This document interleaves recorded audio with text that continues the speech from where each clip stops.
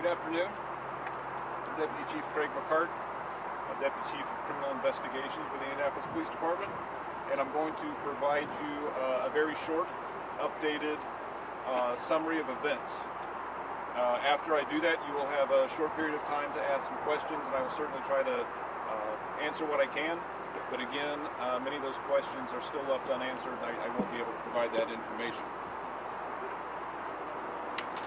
Just after 11 o'clock, the Indianapolis Metropolitan Police Department received a call for service at 8951 Mirabel Road, which is the FedEx ground playing field operation, for shots being fired outside of the building. As they were responding, officers received information of a male walking through the parking lot shooting a rifle. Responding officers received additional information that a man shooting a weapon entered the building and multiple people were shot at the location. Officers arrived and began securing the scene by searching the business interior and exterior for the suspect and for anyone in need of medical services. Officers administered first aid and life-saving techniques until the Indianapolis Emergency Medical Services arrived on the scene. IEMS transported 4 victims with injuries consistent of a gunshot wound to various hospitals in the Indianapolis area. 2 other victims received minor injuries and were treated by IEMS at the scene and released.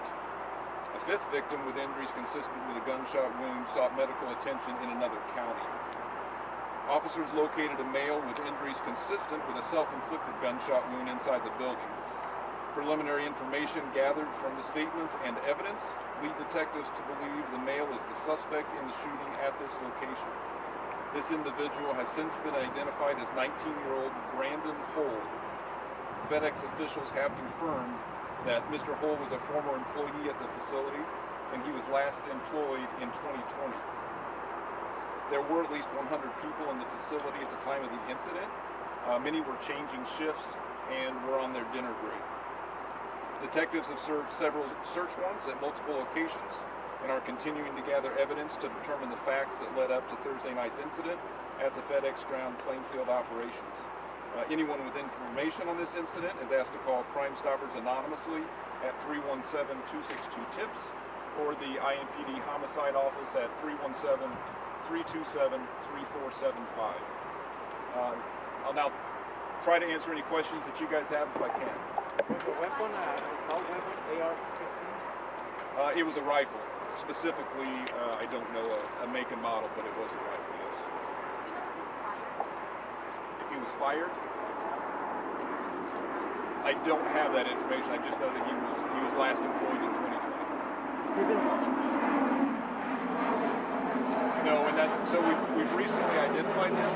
So now the work really begins trying to establish some of that and see if we can figure out some sort of motive in this, but we don't have that right now. How many details about whether or not he was on IMPD or FBI's radar? The only thing that I can tell you is he was found in a couple of police reports. That's all that we have. One of those is from last year, and one was from, I believe, 2013, possibly. Was one March 2020? Was it guns used in a residence he was associated with on March 2020? That's what was in the 2020 report. That's correct. Did his girlfriend work here? I have no information on that. Are you able to elaborate on the report?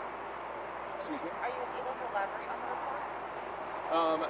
I honestly don't have a lot of information on that report. I know a gun was seized in the one from last year, but that's all the information that I have on those How right many now. search warrants total are you executing? I couldn't answer that. We have a couple locations. We have a vehicle. We certainly have. We may have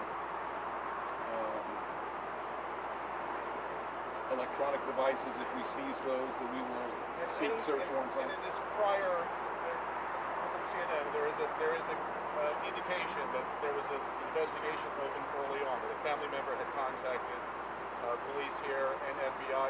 There was an investigation open and eventually closed, but that gun that you all seized, that was part of that investigation. You don't have any knowledge of that investigation? I don't have that information. Discussion between your department and FBI? There will be discussion between us. Not that I'm aware of. If he was a former employee, what brought him back here last night specifically? I wish we could answer that. So nothing happened leading up to this last night? Not that we've learned at this point.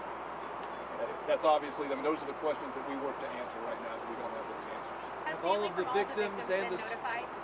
No, we're still working on that. The coroner's office is working to make those notifications, and that's still going on as we speak. have all of the victims and the suspects' bodies been removed from the scene? No, not at this time. Do you know if he possessed that gun legally? Found out I don't yet. I don't believe that's the case, but I don't know that for sure. I don't believe that. That's correct. And not legally because he wasn't legally. I don't know, at this point I don't know that it was illegally possessed. You don't know if it's illegal. Correct. To clarify, what did you seize from the home? I'm not going to get that information. And with regard to the victims, was there any characteristics that tied them together, whether race, religion, anything else? Not Gender? Not at this time, and we're still, like I said, we're still identifying victims, so we still don't have all that information. After everyone is identified, then we'll certainly start working to see if there is anything that ties them together, ties them to a suspect, anything like that. What kind of police background do you have? The report that I'm familiar with is from last year. I know a gun was seized from him in a report approximately. Do you know if the suspect had any relationship with anyone inside the FedEx facility? Girlfriend, family member, anything?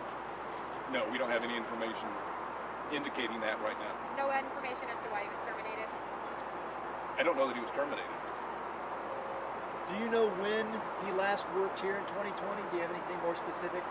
I don't have exactly when that is. I believe it was in the fall of 2020, but I don't know that for certain. Did any of your witnesses indicate to you that he said anything as he was going about doing this? Not that I'm aware of, no. The gun that was seized in the March report, was that returned to him? What was the status of that? We're still looking into that. And you're speaking to his family, parents, Sure, mom, absolutely. and there's nothing you can share from that? No, we're certainly not going to share our conversations with his family. I don't think that would be appropriate on many levels. But no, we're not going to share that. Take us through the investigation if you can. What happens here now, sir? Well, the same thing that's been happening, since late last night, early this morning. So we continue. Crime Lab is still here. They are finishing processing the scene. They're working closely with the coroner's office. We're to the point now where we're identifying victims, making notifications to the family, and then hopefully we will wrap up the processing of this crime scene here very shortly, and we'll be done at least with this portion of the investigation. Are all the victims' families been identified yet, or is that still going on? That's still going on as we speak. Thank you.